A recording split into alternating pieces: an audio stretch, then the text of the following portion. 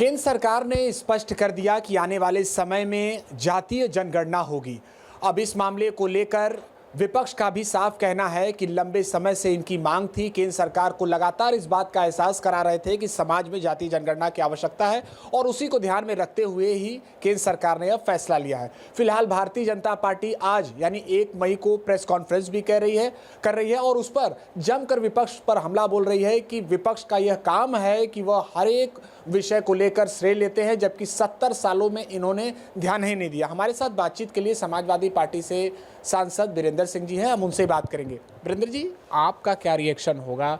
जातीय जनगणना को केंद्र सरकार ने हरी झंडी। मैं तो इसके लिए विपक्ष के नेता राहुल गांधी और अपने राष्ट्रीय अध्यक्ष श्री अखिलेश यादव जी को बधाई दूंगा और समूचे समाजवादी पार्टी के कार्यकर्ता और विपक्ष के सभी कार्यकर्ताओं को बधाई दूंगा कि ये उनके संघर्ष और लगातार जो इसकी मांग हम लोग कर रहे थे, ये उसके दबाव में आकर के मोदी सरकार ने इस बात का फैसला लिया है।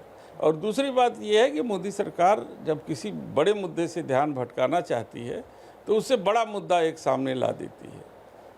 तो पहलगांव का मुद्दा उन्हें दबाना था, इसलिए उस मुद्दे का इस्तेमाल उन्होंने जाति जनगणना से कर दिया, इसका दबाने का इस्तेमाल।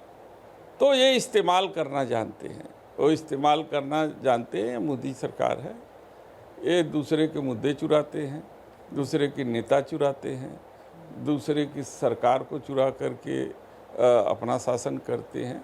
तो इनके पास अपना तो कुछ है नहीं, ये दूसरे के ऊपर डाका डालते हैं। बड़ी बात आप कह रहे हैं कि क्या मुद्दे से ध्यान भटकाने के लिए केंद्र सरकार ने ये बातें, जबकि उनका कहना है कि हम काफ़ी लंबे समय से इस पर विचार कर रहे थे, अचानक नहीं।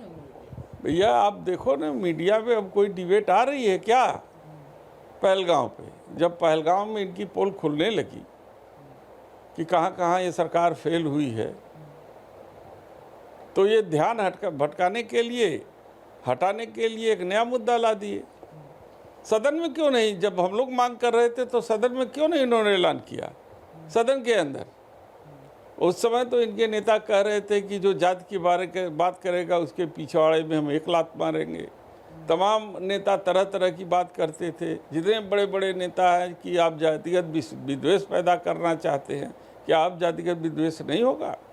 सरकार घोषणा करने के बाद इम्प्लीमेंट कैसे करती है, ये उस पर सवाल उठेगा, क्योंकि इस सरकार की नीति ठीक नहीं है। नीयत तो ठीक है, लेकिन नीयत ठीक नहीं है।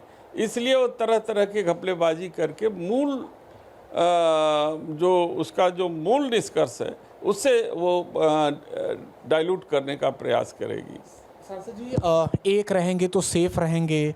इसके अलावा पहलगाम आतंकी हमला होता है, उसके तुरंत बाद कहा गया कि धर्म पूछकर मारा गया है, जाति पूछकर नहीं। बीजेपी द्वारा ये पोस्टर काफ़ी चर्चा बना और उसके दौरान सोशल मीडिया पर भी इस बात की चर्चा हो रही है कि अभी देश में एक अलग विषय था जिसको लेकर देश मांग कर रहा था कि पाकिस्तान पर एक कड़ी कार्रवाई हो और उसी दौरान जातीय जनगणना क्या किया जा रहा है। तो क्या इसके पीछे कुछ और भी मंशा है क्या? कह तो रहा हूँ कि इसी पे तो वो घिर रहे थे कि सवाल कहीं न कहीं भारतीय जनता पार्टी पाकिस्तान के द्वारा बिछाए जाल में फंस रही थी। पाकिस्तान तो चाहता है कि देश में हिंदू मुसलमान का झगड़ा हो, पाकिस्तान तो चाहता है कि लोगों में आपस में विद्वेष हो, और भारतीय जनता पार्टी उसी नैरेटिव को चला करके उलझ रही थी। उसका मंसूबे कामयाब हो रहे थे और ये दोष जो है विपक्षियों को दे रहे थे। तो जब ये खुद फंसते नजर आ रहे थे तो उन्होंने उसको दबाने के लिए ये जातिगत जनगणना का मुद्दा उछाल दिया है।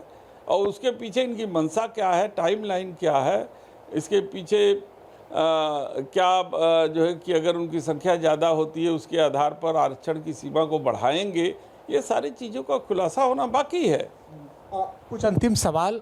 निश्चित ही बाबा साहब अम्बेडकर के संविधान पर देश चलना चाहिए और जिसकी जितनी जो हिस्सेदारी है, जिसकी जितनी जो संख्या बल है, उसके अनुसार उसको मिलना चाहिए अधिकार, किसी के अधिकार कानून है। लेकिन आपको लगता है कि ये वक्त, ये समय, ये जो स्थिति चल रही है देश की मौजूदा स्थिति, उसमें ये बातों को करना उचित है? ये भारतीय जनता पार्टी को सूट करता है इस समय।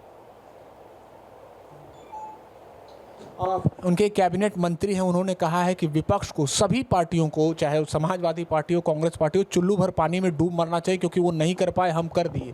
कैबिनेट मंत्री ओम प्रकाश राजभर की बात। 10 साल से ज़्यादा समय से भारतीय जनता पार्टी का शासन है और ये काम भारतीय जनता पार्टी को करना था। तो जब भारतीय जनता पार्टी की ज़मीन खिसकने लगी, वो जान गए कि इस मुद्दे पर हम घिर रहे हैं, विपक्ष बड़ी मजबूती के साथ एकजुट होकर के इस मांग कर रहा है, तो लोगों को का ध्यान भटकाने के लिए पुलवामा पहलगांव के मुद्दे पर से इन लोगों ने एक नया मुद्दा उछाल दिया है। लेकिन हमारी दृष्टि रहेगी कि ये टाइमलाइन इन्होंने नहीं दिया कब तक कराएंगे। ये भी उन्होंने नहीं कहा कि जाति जनगणना में जिसकी संख्या जितनी होगी उतनी हिस्सेदारी भी हम देंगे। ये भी उन्होंने नहीं कहा कि यदि संख्या ज़्यादा होती है तो क्या 50% का कैप हटाएंगे कि नहीं हटाएंगे। तो बहुत से सवालात हैं। प्राइवेट जो हमारे सेक्टर हैं उसमें आरक्षण देंगे कि नहीं देंगे। तो इन सवालों का जवाब सदन में उठेगा जब ये सदन में लाएंगे। अभी तो कैबिनेट से पास किए हैं ना, अब सदन में लाएंगे और जब सदन में लाएंगे तो इन सवालों का जवाब सरकार को देना पड़ेगा। एक अंतिम सवाल, सपा प्रमुख अखिलेश यादव जी ने स्पष्ट कर दिया है कि कहीं आपकी जो जलबंदी वाली नीति है पाकिस्तान के खिलाफ, वो नोटबंदी जैसी ना हो जाए। देखिए, जलबंदी के लिए हमको इंफ्रास्ट्रक्चर की ज़रूरत पड़ेगी। केवल जुबान से कह देने से नदियों के जल को रोका नहीं जा सकता। ये एक कूटनीतिक बयान है और उस पर हम कोई टिप्पणी नहीं कर सकते। 2027 के लिए मानते हैं कि कहीं ना कहीं ये जो विषय है जाति जनगणना, आपका जो एक पीडीए नारा रहा है, उसको लेकर एक चुनौती बन सकता है? हमारे नारे से डर गए मोदी जी, हमारे नारे से डर गए मोदी जी। इसीलिए बिहार का चुनाव है सामने और एक प्रयोगशाला के रूप में इसको प्रयोग कर रहे हैं।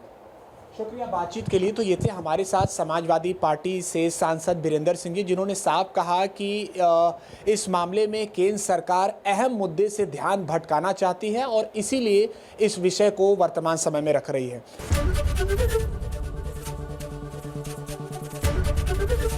एबीपी गंगा, खबर आपकी, जुबान आपकी।